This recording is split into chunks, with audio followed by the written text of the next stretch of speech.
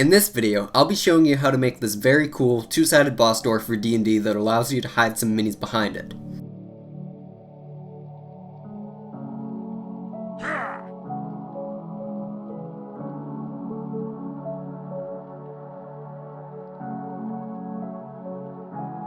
I began this build with a random piece of ecological cardboard packaging that you commonly get with electronics.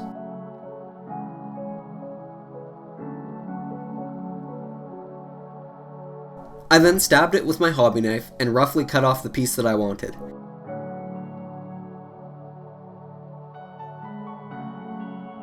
If you don't have that packaging, you could create a similar shape with cardboard or foam board.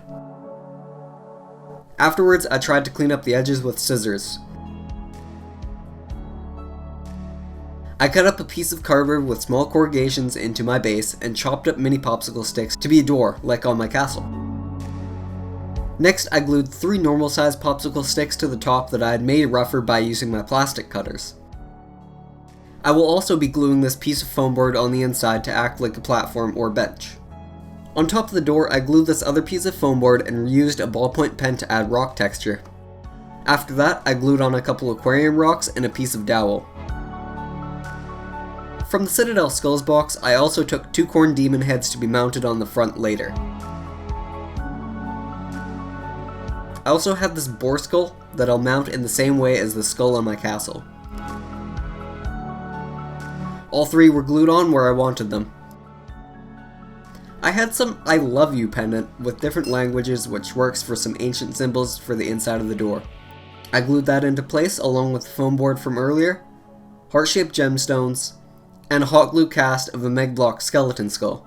Next, I cut up toothpicks to be spikes. Random bits of foam board were cut up and glued onto the top and bottom of the pendant to make it look cooler. I had this length of chain as well, but I didn't add it on until the end. Some green wire bent around a paintbrush gave a door handle shape that I glued to the door.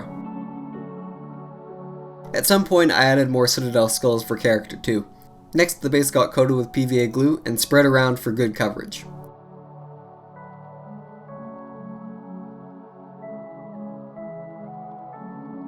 For texture, I used some of the sawdust and some fine sand.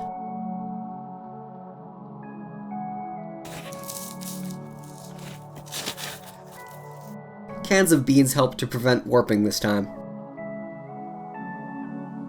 Once the base dried, I took an acrylic black paint and spread it on the entire terrain piece. To get it into harder to reach areas, I watered down the paint a little and let it fill those areas.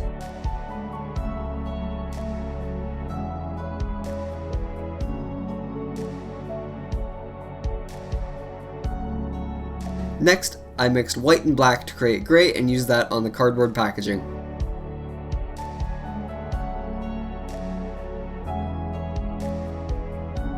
More details were painted: dark brown on the door, brown on the ground, silver for the large spike, and a light yellow color for the boar skull. I hot glued on the plant, gems on the sides, and painted more details. This included the demon skulls, wooden platform, and the spikes.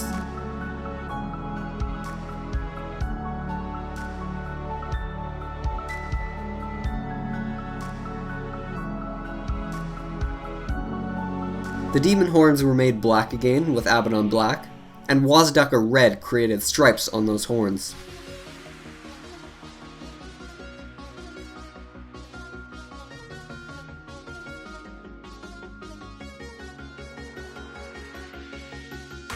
Troll Slayer Orange added another color to the horns, and Warpstone Glow was used to create the runic lettering. It spells dead.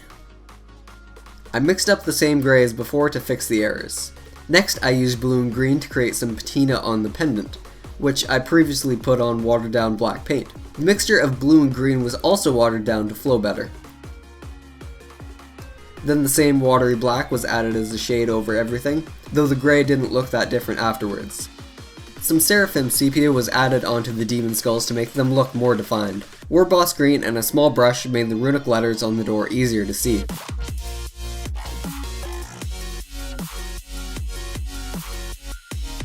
The grey stone was given a dry brush of white to make it look less plain. Then I put one link of the chain on a spike, and the other end I used a pencil to hold while hot gluing it down to the base. That hot glue was treated the same way as the rest of the base was previously painted. The demon horns seemed plain, so I gave them a coating of gloss gel medium.